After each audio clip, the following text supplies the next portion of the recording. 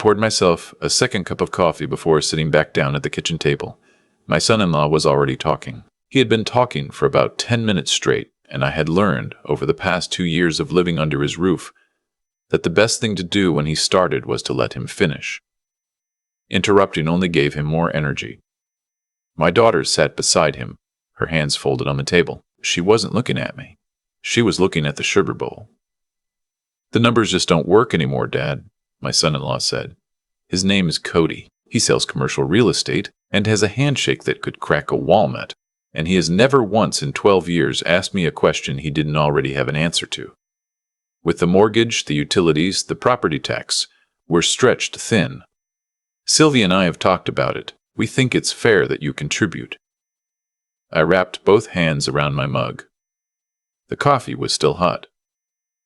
"Contribute," I said. $1,400 a month, he said, which, honestly, for a basement suite in Oakville, is below market. You know that. I did know that. I also knew it wasn't a basement suite. It was the lower level of the home my daughter and I had purchased together. My name on 40% of the deed, my retirement savings making up the difference her and Cody's mortgage couldn't cover. I knew all of that. I had the documents to prove every dollar of it. I smiled at him the way you smile at someone who has just told you it's going to rain and you already have an umbrella in your bag. "Let me think about it," I said. He looked surprised. He'd expected pushback, I think. Or tears. Something he could work with. "Sure," he said. "Of course, take a few days." That night, after they'd gone to bed, I sat at the small desk in my room and opened the accordion folder I kept in the bottom drawer of my dresser. I'd started keeping it 2 years ago, the month I moved in. At the time, I told myself I was just being organized. I was 63 years old and recently widowed, and my daughter had offered me a room, and I had said yes, because I didn't know what else to say. But some instinct I'd carried through 31 years of working as a claims adjuster, told me to keep records. So I did. My wife, Marguerite, passed in the spring of 2021. Pancreatic cancer, from diagnosis to the end, was 11 weeks, which the doctors told us was actually faster than average, as if that were a comfort. She was 61. We'd been planning to spend her first year of retirement driving the Trans-Canada, stopping wherever we felt like stopping. We had a list on the fridge: Peggy's Cove, Lunenburg, Gross Morn. The list is still on my fridge. I took it with me when I sold the house in Guelph. Sylvia is our only child. She was 34 when her mother died. She'd been married to Cody for 6 years by then, and they had the house in Oakville and were talking about starting a family. A few months after the funeral, she called me on a Sunday afternoon and said she'd been thinking, and she didn't like the idea of me rattling around in the Guelph house alone, and what did I think about moving closer? I want to be honest about something. I wasn't tricked. Not entirely. I chose to move in, and I chose to put my name on that deed, and I chose to contribute my money. I was lonely and grieving, and my daughter was offering me a family to belong to.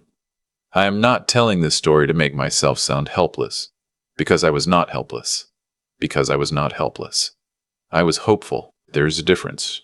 We sat down with a real estate agent that fall. Sylvia and Cody's house had appreciated since they bought it, but they needed more space if they were going to have children, and Cody had found a property in Oakville, a 4-bedroom with a finished lower level on a ravine lot that he said was a once-in-a-decade find. Their approval limit at the bank was $180,000 short of the asking price. I had $310,000 in RRSPs that I'd rolled over after Marguerite passed. I also had the equity from the Guelph house once it sold. We sat with a financial advisor, Cody's financial advisor, I should say, and worked out an arrangement. I would contribute $215,000. My name would go on the deed at 40%. The lower level would be my living space, and the understanding was that it would remain my living space for as long as I needed it. There was no formal agreement beyond the deed. Cody said a formal agreement would be insulting, given that we were family. I remember thinking that was a strange thing to say. I didn't push it. The first year was fine. Better than fine, actually. Sylvia and I would have coffee in the mornings before Cody left for the office. I helped with things around the house. The kind of help that doesn't have a dollar value, but that a household notices when it's gone. I drove Sylvie to appointments when Cody was busy. I assembled furniture. I resealed the driveway in August because Cody had gotten 3 quotes and told me all 3 were highway robbery. I was useful, and being useful helped with the grief. The second year was different. Cody had a good stretch at work. A big commercial deal closed in January, and he bought a new truck, and then he started talking about a renovation. He wanted to convert the main floor office into a proper dining room and expand the kitchen. I sat in on the early conversations because it was my house too. Then one day the contractor came by for a walkthrough, and I realized I hadn't been invited. Sylvie looked uncomfortable when I came upstairs. Cody said they'd fill me in later. They did fill me in later. The renovation would cost more than they expected. They were looking at options. One of the options, apparently, was to refinance. I found this out not from them, but from a letter that arrived addressed to Sylvie and Cody from their mortgage lender, congratulating them on the approval of their refinancing application. I set it on the kitchen counter and waited. Cody came home at 6:30. He glanced at the envelope. He said they'd been meaning to mention it. How much? I asked. $85,000, he said. It's a good rate. The renovation will add value to the property. I asked him if he'd considered that I owned 40% of that property, and that taking on additional debt against it without my knowledge or consent was something I might have had thoughts about. He said he'd assumed I wouldn't mind, given that I was living there rent-free. That was the first time he used that phrase. Rent-free. I filed it away. I called my brother Gordon, the only person from my old life I talk to regularly. He lives outside of Kingston, runs a small electrical contracting business, and has very little patience for nonsense. I told him what had happened. He was quiet for a moment. You're on the deed, he said. 40%. Then they can't refinance without your signature. I know. But they did. Another silence. You kept the original closing documents? He asked. I have everything. Good, Gordon said. Don't say anything else to them yet. Get a lawyer. I already had a name, a woman I'll call Victoria, because that's her name. Victoria Asamoah, a real estate lawyer in Mississauga who'd been recommended by a colleague of Marguerite's. I'd looked her up the night the refinancing letter arrived. I hadn't called yet. I was still hoping I was wrong about what was happening. I was not wrong about what was happening. 2 days after the conversation about the refinancing, Cody placed a printed spreadsheet on the kitchen table during breakfast and slid it across to me. He said he and Sylvie had been putting together something to help clarify expectations going forward. He said it in the voice he uses when he's pretending that an idea just occurred to him when you know he's been rehearsing it. The spreadsheet was organized by category. There was a line for housing, $400 per month. A line for shared utilities, $180. A line for what he called property maintenance contribution, $75. At the bottom, in bold, a monthly total of $1,655. I looked at my daughter. She was looking at her phone. Sylvie, I said. She looked up. She had the expression of someone who has agreed to something they knew was wrong and has now decided the only way through is forward. I recognized it. I had watched her wear that expression at 15 when she let a friend talk her into something she shouldn't have done. And I had watched her wear it at 22 when she'd stayed in a bad relationship 3 months longer than she should have. I knew that face. We've both been feeling the pressure, she said. Financially. You refinanced for $85,000, I said, without my signature on the documents. Cody said the bank had processed it based on Sylvie's ownership stake. He said the way the title was structured gave her full authority to act. I said nothing. I made a note of exactly what he'd said, the way I used to note what claimants said on the phone before they knew I was writing it down. That afternoon, I called Victoria. Victoria is a small woman with a very direct manner and an office full of plants. She sat across from me at her desk, read through the documents I'd brought, and then folded her hands and told me what I already suspected. The refinancing should not have proceeded without my consent. 40% ownership was not a passive interest. I had co-ownership rights and obligations, and the bank's processing of the application without my signature was, at minimum, an administrative error, and potentially something more serious if my signature had been replicated. She used the word replicated. She said she'd like to request the mortgage documents from the lender to review the signature page. I told her about the spreadsheet. The $1,655 per month. She wrote something down. She asked me what outcome I was looking for. I told her I wanted what was mine. I told her I wasn't interested in punishing my daughter. I told her I understood that Cody was the architect of this, and that Sylvie had let herself be convinced, and that I wanted a solution that didn't require me to destroy what was left of my family if I could avoid it. Victoria nodded. She said she'd be in touch. I did not say anything to Sylvie or Cody about the lawyer. I went about my days. I agreed to pay $300 a month toward utilities, which I framed as a gesture of goodwill. Cody accepted this with an air of magnanimity that I found genuinely impressive. He really did believe he was winning. I started looking at condos, not seriously, not yet, just to know what was out there. There was a development going up in Burlington, a 15-minute drive from where my brother lived, reasonable prices for the area, a waiting list that was moving. I put my name on the list. I told no one. Victoria called me 3 weeks later. She had received the mortgage documents from the lender. The signature on the co-ownership consent form was mine. My name, my date of birth, my address. It was not my signature. The letter forms were close, but they weren't right. She'd had a document examiner take a preliminary look. He agreed. The signature had been copied, not written. She asked me how I wanted to proceed. I told her to proceed the way she thought was right. She said she would send a formal letter to the mortgage lender and to my son-in-law, notifying them of the disputed signature and the co-ownership rights, and requesting that the refinancing proceeds be held pending resolution. She said this would not be a quiet letter. I said I understood. I was in the backyard when Cody got home that evening. I was doing nothing in particular, standing near the fence, looking at the ravine, which was full of birch trees that had just started to turn. I heard the truck door close.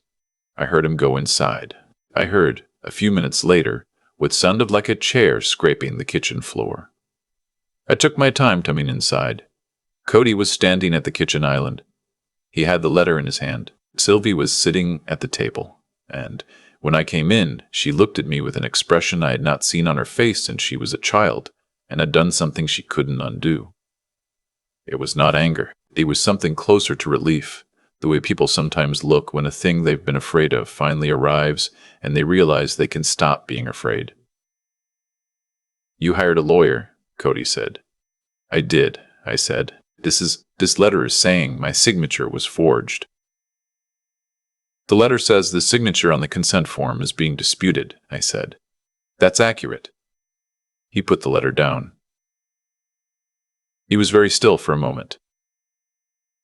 "We can work this out," he said, "as a family." I told him I was open to that and that my lawyer would be happy to participate in any family conversation, and that the first step would be the mortgage lender placing the refinancing proceeds in trust while we sorted out the co-ownership question. He didn't like that. He said placing funds in trusts would affect their credit position. I said I understood, and that I was sorry, and that I hoped we could resolve things quickly. I went downstairs. I made myself dinner. I was not as calm as I am making this sound, but I was calmer than I expected to be. Sylvie knocked on my door after 10 o'clock. She sat on the edge of the chair by the window, the one Marguerite used to sit in when she read, and she didn't say anything for a while. I waited. "I didn't know he was going to do the signature," she said. "I want you to be clear on that." "Okay," I said. "I knew about the refinancing. I agreed to it. I told myself your name being on the deed was just that it was technical, that you'd be fine with it." She stopped. I convinced myself of a lot of things this past year. I told her I knew. I told her that was the part that had hurt most. Not the money, not the spreadsheet, not even the signature. The convincing herself. The looking at the sugar bowl. She started to cry. I let her cry for a while, and then I made tea. And we talked until almost midnight, not about the legal situation, not about the money, about her mother, about what the second year of grief does to a person, which is different from the first year, and something no one warns you about how much I missed Marguerite, about how much she did too. I did not tell her about the Burlington condo. That wasn't the right moment. The legal process took 4 months. Victoria was methodical and precise and absolutely unbothered by the delays Cody's lawyer introduced. The document examiner filed his report in January.